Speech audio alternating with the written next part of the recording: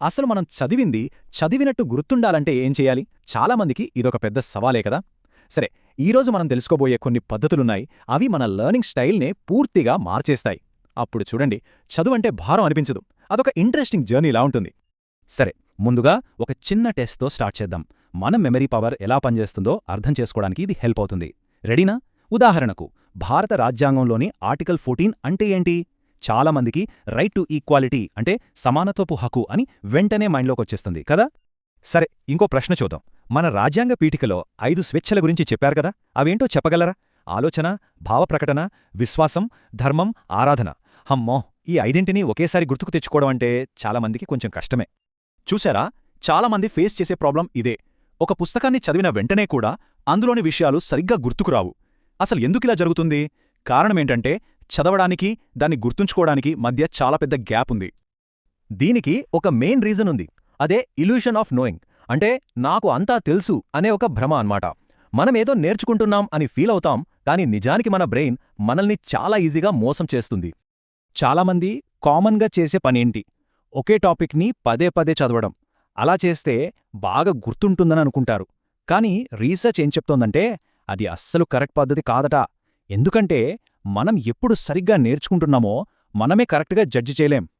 ఇక్కడ మనం 2 విషయాల మధ్య తేడాను గమనించాలి. ఒకటి ఫెమిలియారిటీ అంటే పరిచయం, రెండోది ఫ్లూయెన్సీ అంటే ప్రావీణ్యం. ఈ టాపిక్ ఎక్కడో చూసినట్టుందే అని గుర్తుపట్టడం జస్ట్ పరిచయం. కానీ ఏ హెల్ప్ లేకుండా ఆ టాపిక్ని సొంత మాటల్లో ఎక్స్ప్లెయిన్ చేయగలిగితే అది ప్రావీణ్యం. పాపం మనం చాలాసార్లు ఈ రెండిటి మధ్య తేడాను అస్సలు గుర్తించం. ఈ డిఫరెన్స్ అర్థం కావడానికి ఒక సింపుల్ ఎగ్జాంపుల్ చూద్దాం. మన పక్కింటి వాళ్ల గేటు కలర్ ఏంటి అని అడిగితే ఎంతమంది వెంటనే చెప్పగలం? మనం దాన్ని రోజు చూస్తాం, దానితో మనకు పరిచయం ఉంది, కానీ ఆ విషయంలో మనకు ప్రావీణ్యం లేదు. చూసారా, చదువు విషయంలో కూడా సేమ్ టు సేమ్ ఇలాగే జరుగుతుంది. సరే, ఈ పదే పదే చదవడం లాంటి కామన్ మెథడ్స్ ఎందుకు ఫెయిల్ అవుతాయో ఇప్పుడు సైంటిఫిక్గా చూద్దాం. మనం జనరల్గా చేసే ఆ పనిని మాస్ట్ ప్రాక్టీస్ అంటారు. అంటే ఒకే చాప్టర్ను గంటల తరబడి అదే పనిగా చదవడం. సింపుల్గా చెప్పాలంటే ఎగ్జామ్స్ ముందు రోజు మనం చేసే బట్టి అన్నమాట. ఇది అప్పటికప్పుడు హెల్ప్ అవ్వచ్చేమో కానీ లాంగ్ రన్లో అస్సలు వర్కౌట్ కాదు. దీన్ని ఒక బేస్బాల్ ఎక్స్పెరిమెంటు ఈజీగా అర్థం చేసుకోవచ్చు. ఓకే, 2 గ్రూప్స్ ఉన్నాయి. ఫస్ట్ గ్రూప్కి ఒకే రకమైన బాల్స్ని వరుసగా వేశారు. వాళ్ళు సూపర్గా ఆడి భలే కాన్ఫిడెంట్గా ఫీల్ అయ్యారు. కానీ సెకండ్ గ్రూప్కి మాత్రం రకరకాల బాల్స్ని అది ఒక ఆర్డర్ లేకుండా వేశారు. వాళ్ళు చాలా స్ట్రగుల్ అయ్యారు. కానీ ట్విస్ట్ ఏంటంటే, అసలు మ్యాచ్లో ఈ సెకండ్ గ్రూప్ వాళ్లే అదరగొట్టేశారు. ఎందుకలా? ఎందుకంటే సెకండ్ గ్రూప్ వాళ్ళు బంతిని ఎలా కొట్టాలో మాత్రమే నేర్చుకోలేదు, అసలు ఏ రకమైన బంతి వస్తుందో గుర్తించడం కూడా నేర్చుకున్నారు. చూశారా, రియల్ లెర్నింగ్ అంటే ఇదే. మన బ్రెయిన్ను కష్టమైన పరిస్థితుల్లో పెట్టి ఆలోచింపజేయడమే అసలైన నేర్చుకోవడం. అయితే మరి దీనికి సొల్యూషన్ ఏంటి? ఒక పవర్ఫుల్ సొల్యూషన్ ఉంది. అదే యాక్టివ్ రీకాల్, అంటే చురుకైన పునశ్చరణ. యాక్టివ్ రీకాల్ అంటే సింపుల్. పుస్తకం పక్కన పెట్టేసి చదివింది గుర్తు తెచ్చుకోవడానికి ట్రై చేయడం. అంటే ఇన్ఫర్మేషన్ని బ్రెయిన్లోకి పంపడం కాదు, బ్రెయిన్లోంచి బయటకు లాగడమన్నమాట. ఇక్కడొక గోల్డెన్ రూల్ ఉంది, గుర్తుపెట్టుకోండి. ఒక విషయాన్ని గుర్తుకు తెచ్చుకోవడానికి మన బ్రెయిన్ ఎంత స్ట్రగుల్ అయితే ఆ విషయం అంత స్ట్రాంగ్గా మెమరీలో ఉండిపోతుంది. ఈజీ రూట్స్ ఎప్పుడూ ఎఫెక్టివ్గా ఉండవు. సరే, థియరీ అంతా బాగుంది, కానీ దీన్ని ప్రాక్టికల్గా ఎలా చెయ్యాలి? డోంట్ వరీ, దీనికోసం ఒక అద్భుతమైన టెక్నిక్ ఉంది. అదే కార్నల్ నోట్ టేకింగ్ మెథడ్. ఈ కార్నల్ మెథడ్లో మనం పేజీని 3 భాగాలుగా విడగొడతాం. పెద్దగా ఉన్న రైట్ సైడ్ కాలంలో మనం చదువుతున్నప్పుడు గానీ క్లాస్ వింటున్నప్పుడు గానీ మెయిన్ నోట్స్ రాసుకుంటాం. లెఫ్ట్ సైడ్లో ఉన్న చిన్న కాలంలో ఈ నోట్స్కి సంబంధించిన కీవర్డ్స్ లేదా ప్రశ్నలు రాస్తాం. ఇవి మనకు రివిజన్ చేసేటప్పుడు క్యూజ్లాగా పనిచేస్తాయన్నమాట. ఇక చివరగా కిందున్న భాగంలో ఆ పేజీలో ఉన్న ఇన్ఫర్మేషన్ మొత్తాన్ని 1-2 వాక్యాల్లో సమ్మరీలా రాసుకోవాలి. దీని అసలైన మ్యాజిక్ రివిజన్ చేసేటప్పుడే తెలుస్తుంది. ఏం చేయాలంటే, మెయిన్ నోట్స్ ఉన్న రైట్ సైడ్ కాలమ్ని ఒక చేత్తో లేదా పేపర్తో కవర్ చేయాలి.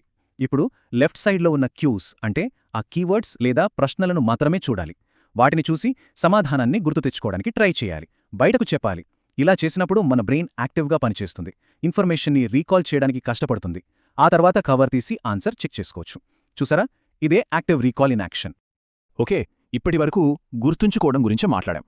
ఇప్పుడు నెక్స్ట్ లెవెల్, అంటే ఒక సబ్జెక్ట్లో మాస్టరీ సాధించాలంటే ఏం చేయాలో చూద్దాం. మన నాలెడ్జ్ని ఇంకా స్ట్రాంగ్ చేసుకోవడానికి 3 పవర్ఫుల్ టిప్స్ ఉన్నాయి. నంబర్ 1, కొత్తగా నేర్చుకున్న విషయాలను మనకు ఆల్రెడీ తెలిసిన వేరే సబ్జెక్టులతో కనెక్ట్ చేయడం. నంబర్ 2, ఆ కాన్సెప్ట్ను మనసులో ఒక పిక్చర్ లాగా విజువలైజ్ చేసుకోవడం. ఇక మూడోది, చాలా ముఖ్యమైనది, నేర్చుకున్న విషయాన్ని వేరొకరికి టీచ్ చేయడానికి ట్రై చేయడం. ఎందుకంటే మనం ఒకరికి క్లియర్గా చెప్పగలిగామంటే అది మనకు 100% అర్థమైనట్లే లెక్క. ఒక్క విషయం గుర్తుంచుకోండి, ఒక పుస్తకాన్ని ప్యాసివ్గా 10 సార్లు చదివే బదులు ఈ యాక్టివ్ మెథడ్స్ వాడి 2 లేదా 3 సార్లు చదివినా చాలు, రిజల్ట్ చాలా చాలా బెటర్గా ఉంటుంది. ఇక్కడ క్వాలిటీ ముఖ్యం, క్వాంటిటీ కాదు. సో ఫైనల్గా మనం ఈ విశ్లేషణ నుంచి నేర్చుకోవాల్సిన కీ పాయింట్స్ ఏంటంటే, ఫస్ట్, ఊరికే హైలైట్ చేయడం, మళ్లీ మళ్లీ చదవడం లాంటి ప్యాసివ్ పనులకు నో చెప్పాలి. సెకండ్, గుర్తు తెచ్చుకోవడానికి కష్టపడాలి, బ్రెయిన్కి ఆ మాత్రం ఎఫోర్ట్ అవసరం. థర్డ్, మనల్ని మనం ఎప్పటికప్పుడు టెస్ట్ చేసుకోవాలి, అది వీలైతే ర్యాండమ్గా. లాస్ట్ బట్ నాట్ లీస్ట్, వేర్వేరు ఐడియాల మధ్య కనెక్షన్స్ వెతకాలి. చివరగా ఒక మాట, ఈరోజు మనమిక్కడ నేర్చుకున్న విషయాల్లోంచి కనీసం ఒక్కదాన్నైనా వేరొకరికి వివరిస్తే ఎలా ఉంటుంది? అది యాక్టివ్ రీకాల్ గురించి కావచ్చు, లేదా కార్నెల్ నోట్స్ టెక్నిక్ గురించి కావచ్చు. ఎందుకంటే teaching is the best way to learn. అంటే బోధించడమే నేర్చుకోవడంలో అత్యంత ప్రభావవంతమైన మార్గం. ఆ చిన్న ప్రయత్నమే అసలైన లెర్నింగ్కి ఫస్ట్ స్టెప్.